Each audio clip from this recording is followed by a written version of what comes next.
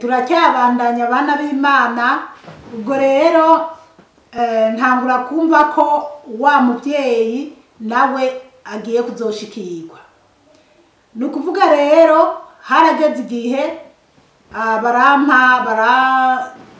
aheze indwi 10 nyene zaraheze, baratebye kuyampa mbere. Mugabo n'abakomisiyoneri batangura kumbwira ko noba natebye, ndageraho nirana ndavuga nta bashaka barayitanga nzorondera iyindi. Mugabo ndabwira musaza wanje ati yanko tijya nzu naho byo muragute nibo nta bandi boyitora kuko ijya nzu narayeretswe ijya nzu ni bwanje. Basi rero nyuma rero baranshiriye kuri ya konte amahera 600 ndariha inzu. Mugabo ntabwo nayirishe ibyo 600. Ni nkaho inzu nayiguze nk'ibihumbi 500. Noneho rero harageze igihe ncanero wa muntu nari naratumye kurondeza wa mama kwa ndondera wa mama. Natanguye kumubwira nti uzi n'amakuru urazondonderera itongo ryiza, hariho umuntu ushaka. Nabanje kumwebwira oya siniribwa naja muri byinshi, ariko ubwa mbere nabanje kutamwereka ko yoba ari uwo mumama kugira uwo mumama mbe no mukura ahantu yaba ndamudugana ndamujana ahantu heza aho baharagasagara. Basi rero arandonderera amatongo 2 kugira nzohitemo rimwe, nzorungika uwo muntu ahitemo rimwe. Mugabo nyuma ndamubwira ntibujya rero shaka kugurira itongo wa mumama. Ngoke ngo reka rero nti uzogenda ubimubwire ko nkeneye kumugurira itongo. Mbere nanabivuga namaze kurungika amahera kuko amahera bari bamaze kuyashiriramuko, ariko natumye wa mupapa guhiga ya matongo yarayabonye.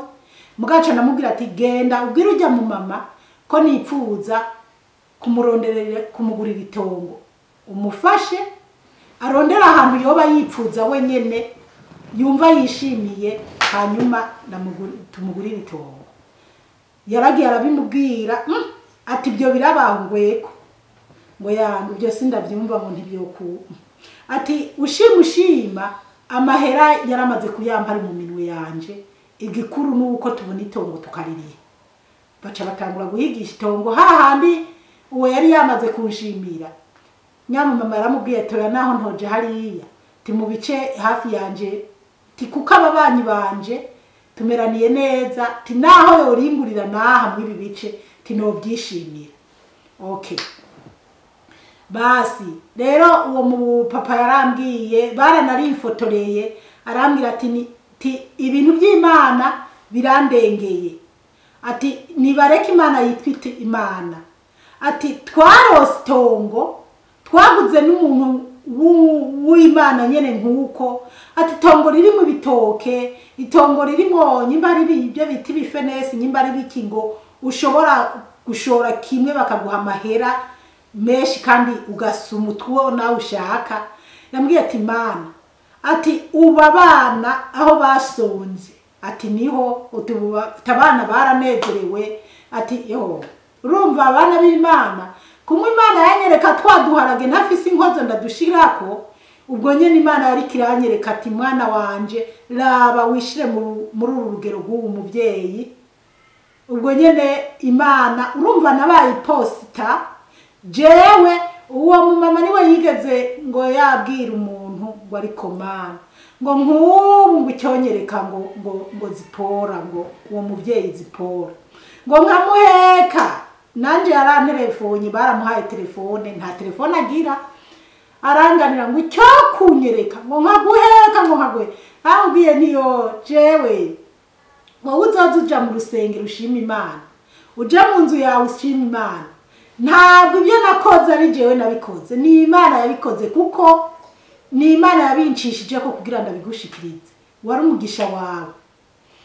Rero hanyuma nca ndamubwiye narabwiye nyamupapa ati rero tanguza mubaze ko yova hariya tumwubakishirize amajana. Aravuga toya naho bonyubakira hanyene ntacyo bimbwiye. Rero biba ngombwa twamukoreye ibyo yipfuza, bafyatuza amatafari. Ndamubwira ati umwubakira inzu ku buryo buri mwana azoba afise icyumba kiwe, umwubakira inzu agire n'isaro, umwubakishiriza inzu nziza kandi mukwiye. Basi rero bana b'Imana, ibyo by'uwo mubyeyi rero numva Imana yakomeje kunsubikira kubibabwira. Imana iratubwira ko ibyo dukora atari kubigira ururirimbo, ariko kandi nanje si nabigize ururirimbo, kuko ikibi naho nogenda ndanavuga ati naka nije namugiriye uku, naka namugiriye ibi, ibintu nk'ibyo. Ariko ibi nyene Imana yarampaye uburenganzira bwo kubivuga, kandi si uwo gusa noba narakoreye ibyo bintu, ahubwo ndiko ndashaka nawe Imana niyagucisha ku bintu uzomenye kuri iyi posta ugomba gushikana ibyo Imana yaguhaye kubo byagenewe. Hari igihe Imana nigeze narota umuntu ndiko ndamwahira ibisombe, ngo mbona yariko ngoraho ubusombe bubi bumeze ukuntu ngo abwaha kugira ngo abari bwaza kurarira. Hanyuma ngo jeca ndagenda ngo muca mbona ahantu hari ibisombe byiza, ngo ndavunagura ibisombe byiza, hanyuma ngo ndabimuhereza. Hanyuma ngo mbona aranezerewe. Ndabirota ndi ngaho muri Australia. Imana yanyeretse uyu muntu ko yoba afise ingorane zo kurya. Cyo naciye nkora, naciye niyaranje nyene ndamurungikira, kandi Imana inyereka ibyo byose zikofise naho nkura. Rero ni wabona urose uri kuraha ikintu umuntu, ukazobona urose uri kurabona umuntu yambaye nabi canke ahangayitse, uramenya ati Imana iriko iranyereka ko arije ngomba kwambika urya muntu canke ngomba kugaburira urya muntu. Amayerekwa yanje ni menshi cyane, ariko nyene iby'Imana izozimpa kuvuga nzoza ndabivuga. Uwo muvyeyi rero nawe abarahezagiwe uko ego, kandi haciye igihe kinini, nta nubwo tuwasiriyana, yewe sindanazi ko mugabe igihe nzoje i Burundi ndashobora kuzoza kumuraba.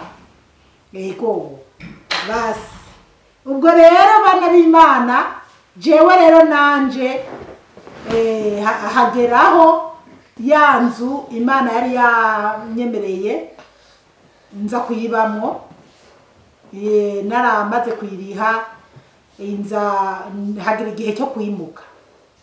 Igihe cyo kuyimuka rero nimutse ariko wa gatanu, anko wanje canke se musaza wanje n'umuhungu wanje nari naramurondeye yarabimenye yuko narose inzu. Ndamubwira, baravuga ati dutegerezwa kugufasha kwimuka ariko wa gatanu, kuko ku wa gatandatu tuzoba twibereye mu bindi. Nta kibazo, kubera iyo nimuka ariko wa gatandatu hari abantu bari gutegerezwa kufasha kwimuka. Kandi iyi ni audio ngira ya 24. Hanyuma ndemerera abana banje toke nta ngorane. Musaza wanje yarabukinze ikamyo, nitwe twimuriye ibintu, niwe yayidrivinga, kuko ahandi nari kugenda nka vugana nabi kamyo. Gusa umunsi wo kwimuka hari kwa gatanu mu gitondo, ndabyuka ngira ngo senge, mbyutse ca mbona kwijuru, ntabwo hari kwijuru rwose, hejuru yanje mu nzu yanje hari ishugwe rimeze ukuntu ricapye mu buryo bw'umutima, cyangwa se nyimba bari kuri YouTube bambona ukunanditse mu kiganza, kujya imitima yoba izungurutse ukuntu. Hanyuma yo ndavuga Mana yanje, ndaraba icyo gishugwe, yo ndashimira Imana, ndavuga niyo kumbe nimutse mu bugombe bw'Imana, kumbe Imana yashatse ko nimuka, yarampangiye kweri kwimuka uyu munsi. Ndabinezererwa cyane. Hanyuma iryo shugwe mbona rirazimanganye, mbona riragiye. Noneho twarimutse rero musaza wanje n'umuhungu wanje bagendera mu ikamyo, jewe rero nanje naje kugenda nyuma yabo, nibo babanje guhaguruka. Imodoka yanje intebe zimwe naziryamitse, naho harimo hapanzemo n'utundi tuntu, harimo n'abana banje batatu. Ngaho turagenda bana b'Imana, Satani rero iza kunyitambika imbere. Ariko Imana yacu ni nziza cyane. Hari abantu baba bantega imitego, bakantega imitego, bakansiba ko mvuga ubutumwa, mugabe ibyo mvuga atavyo nkora, nabahaye amahera canke ntabaguriye amatelefone ngo baze barakoresha. Abandi hari n'uwigeze kumbwira kabisa nyene ngo nguze wibuka ngo kugendera ni mu mayiti, nguze wibuka ngo kugendera mu modoka, ngo ngendera ngo mu modoka ngo ni nko kugendera mu mayiti. Nkumviriza nyene abantu ndabihorera, kuko abantu bo simbo kwipfuriza inabi ngo iciro kubako. Oya, imigambi y'abana b'abantu siyo migambi y'Imana. Imana yo ifise imipango yayo, kuko yaba twese ko twipfuriza inabi abantu ariko biba tuba tugowe. Ariko dushima Imana ko Imana ariyo ipanga ifise umugambi kuri twebwe. Basi rero imodoka yanje aho iciye igendera ni na Hazimana. Nta yindi ndirimbo y'abisi zimwe z'imiziki n'ibikizi zivugira mu modoka yanje. Imodoka yanje igendera iravuza indirimbo z'Imana. Indirimbo z'Imana zaba z'abagatolika, zaba z'abarokore, ikira kuba ari indirimbo igendera ni na Hazimana. Ndaza rero ndarenga ahantu muri city, kuko ahantu nari nimukiye hari ahantu hameze nk'igisagara gishasha bariko bubaka. Rero harageze aho ndenga ahantu ngera ahantu umuntu agendera kwijana na 10, ariko jewe nariko ndagendera kwijana n'ibiri, kuko abashaka baragendera kwijana n'ibiri ugasanga banarirengeje, kubera nta trafika ari, kandi hatarabi imiji cyane, hatarubako aho hantu nariko ndaca. Narekuye rero imodoka n'umuziki, ngize gutya mbona ikiyoka kivuye pfo kiraza kikubita imbere yanje mwibarabara, nkikibona gusa mpaka kuri vora amaguru njana ni mwizina rya Yesu Kristo, mwizina rya Yesu Kristo. Yeye ariko ndagugumwa numva n'imodoka umenga no irekura, ariko ndahagarara ndaguma kuri vora ndi mwijana na 20 bana b'Imana. Ndavuga Imana yanjye, iki kiyoka mbonye kinyitambitse imbere, nyimba naragifyatuye, nyimba byagenze gute, ndavuga ni daimon utsindwa mwizina rya Yesu Kristo. Bana b'Imana, hanyuma ndabandanya ariko ngenda ndagumwa, abana banje baramira ngo mami, what happened mami? Ndababwira ati nothing, kuko bambaza ati kubera iki, kuko barabonye kumenga ndashidutse, ariko ni Imana yangwaniriye. Nari guhava ngira agisita canke imbere zanje haza kuba hariho izindi modoka canke hirya no hino, nari gusiduka nibomye ku bandi, ndiko ndamera nk'uwohunga nyakiyoka. Naribandanirije rero nca ndatangwa ndase ni Bikira Mariya mawe, ni kumana nanje mubyeyi, ni wowe wahagomye Satani n'abadayimoni mu izina ry'umuhungu wawe Yesu Kristo, ati n'ubufashe kuyihonyora tuyihonyore tiramaramaye. Mana tindagushimira, ati mu gitondo wari banyeretse ko nimutse mu bugombe bwawe, tishimwa Mana yanje. Rero byaranezereye kandi ni Imana yahabaye. Buriya abana b'Imana abagiye bakurikira intahe yanje, aho bari barankoreye operation, haraho abantu bake banezerewe no kumva nabaye ikimuga.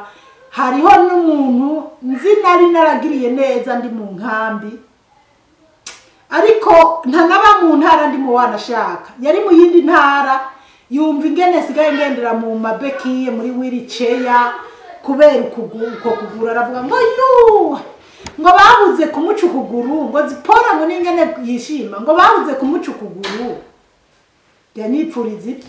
Hanyuma rero nyuma nuko n'abantu bamaze kumva, hariho abantu bumvise ko narose amahera baravuga ngo bumva bamumenga boza kubyitambika imbere kugira ayo mahera sinda yahabwe, abandi bakumva ntibabyumva, abandi bumvise ko naguze inzu bumumenga ntibibaryoheye.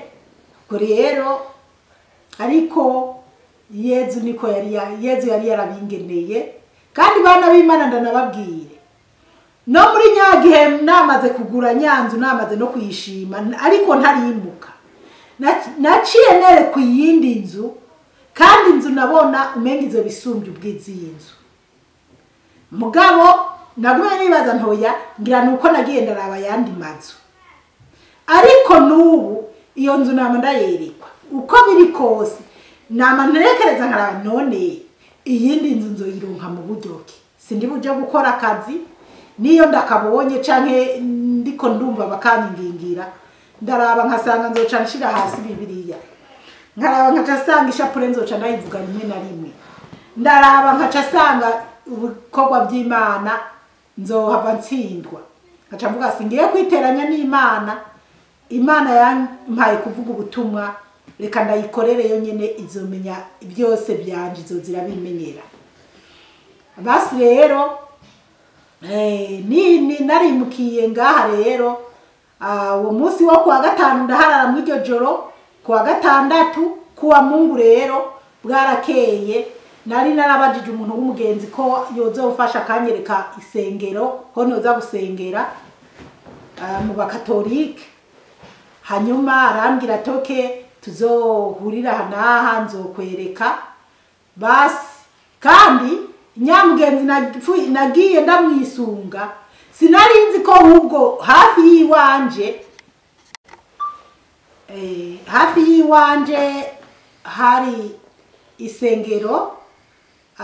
Hanyuma muri icyo gitondo cyo kuwa Mungu narabyutse, mbyutse ngira nsenge, cyambona rero mu nzu yanje hari igishugwe kiza. Ubwa mbere narababwiye ko bari bampaye ishugwe ryari rikoze nk'imitima ukuntu.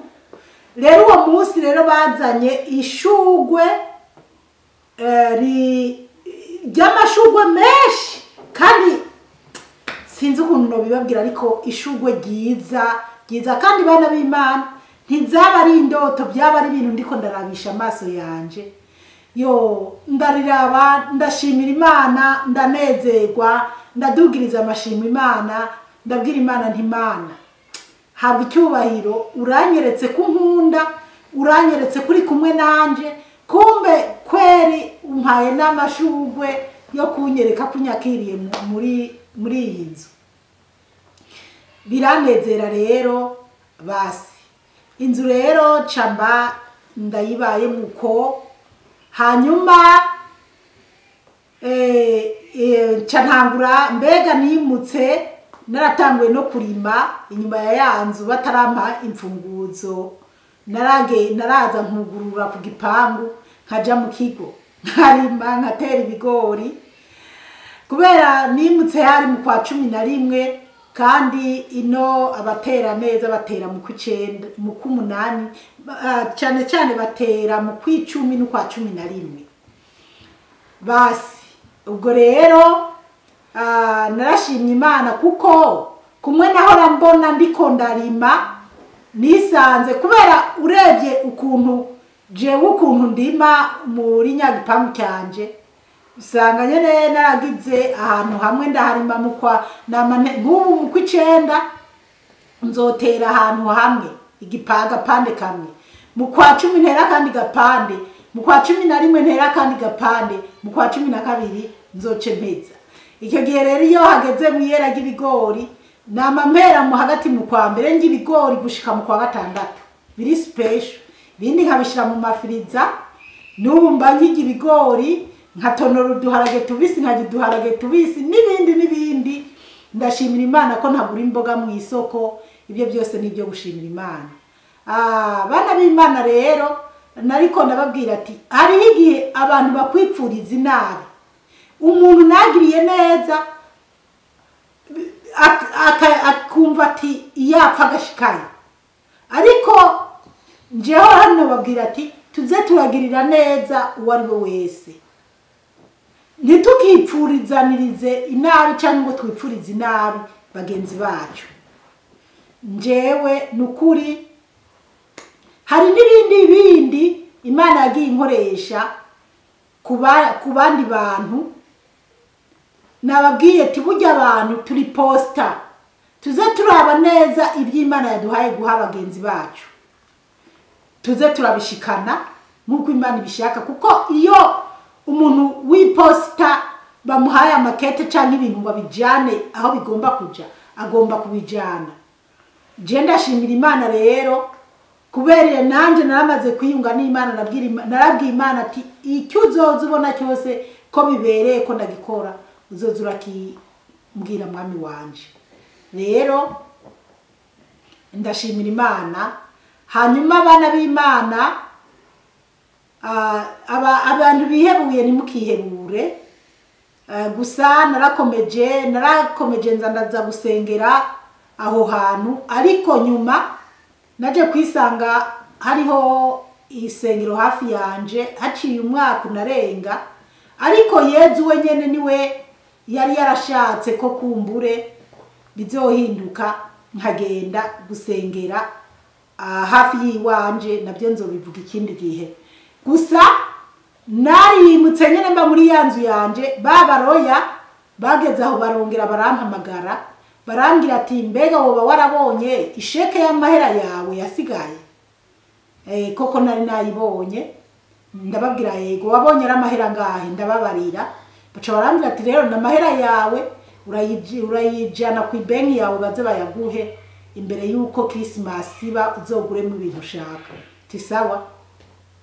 Naragiye rero, ayo mahera rero barayampaye, byumvikana ko yose hamwe naje gusanga mu mufuko wanje habonetse 700 kumwe Yezu Kristo yari yarabinyeretse 700. Hanyuma 150 nabyo byagiye muri babaroya. Basi rero nagira mbabwire, hamwe nari narabonye byabisebutse. Hari abantu bambwira ati warihuse watawe amahera make, ariko naragarutse ndatekereza ndavuga ati ibyo Yezu yari yampangiye byari ibi. Igiharuro 7 uzoza urasoma muri Bibiliya kizogusigira amateka. Igiharuro 7 canke 3 hariho ikintu gisigura muri Bibiliya, sindiko ndabisigura, narabisiguye keshi, ariko byari bibereye ko ibyo 700 ari byo bitegerezwa kuba ibyanje. Ndabishimira Imana. Nubwo na nyuma kandi abaroya bagerageje kumera nko bonyihinguza ko basi. Hanyuma ikindi, jewe nahabagawe na Yezu incuro 3 nduga kwijuru mpezagirwa. Abakurikiranye intahe narabibabwiye. Kumwe Samuel yahamagagwa incuro 3, nanje niko nahamagawe incuro 3 Yezu ampezagira. Nukuvuga rero ibintu byanje nshima Imana ko ndabibonamwe ibintu neza biba bitomoye, kandi nukuri Imana tuyiha umwanya ukwiye, tuyubahe. Yezu Kristo ari ku ngoma kugira agirire neza uwo ari we wese. Wowe wese ubayeho ufise icyo wirengeje mu buzima, wumva ko wogirira neza mugenzi wawe, uzoza uramugirira neza, kuko nyimba warakurikiranye intaye yanje noba narigeze kuvuga ukuntu Imana yigeze yankoresha ndaho ibintu ifungurwa ahantu inzara yari yateye mu Burundi, bivuga ku maradiyo kandi sinari nashatse ko bivugwa, ariko Imana irambwira ati reka mwana nje shaka kwihesha icyubahiro. None rero bana b'Imana, mukomeze muhezagirwe. Abakomeje kunkurikirana mukomeze muhezagirwe. Niwabona ubuhangayitse uramubwira ati urizera Imana, gutabagwa kwawe kuri mu ntoke z'Imana. Nukuri naho wobu wihebuye ukungana iki. Hariho abavuga ati udakoze ntujya canke utagize ibi, ariko biravana na situation umuntu aba arimo. Hariho ibintu biza Imana ibizanye. Nabonye benshi Imana yankoresheje batanzi, nanje ntazigera ndanamenya, naranavugana nabo ku matelefone, mugabo shobora kwereka ibintu nkarondera umuntu nkamubwira ati burya Imana yambwiye ko aha hari umuntu bimeze ukuntu, ndashaka bigenda ukuntu. Nk'uwo muntu ugaca mu gitondo asanga yatabawe atarazi gutabarwa kwibuye kuzozanana. Nanje rero nuba ari ubu ndahura n'ibigeragezo, mugabo nkamenya ati jewe ndazi neza Yezu ari kumwe nanje, niwe ari karangwanira urugamba. Umukama Imana bahezagire cyane, mwarahezagiwe n'Imana. Rero intahe iracyabandanya kumbure, nzoca ndababwira ingene Yezu rero yampezagiye akampanagura amosozi, akambwira kumukorera uko Yezu yambonekeye. Ego canke se hari irindi yerekwa nari naragize ku bantu bamwe inzoga, abandi bagiye gusenga, ndumva ari ryo rizoza imbere.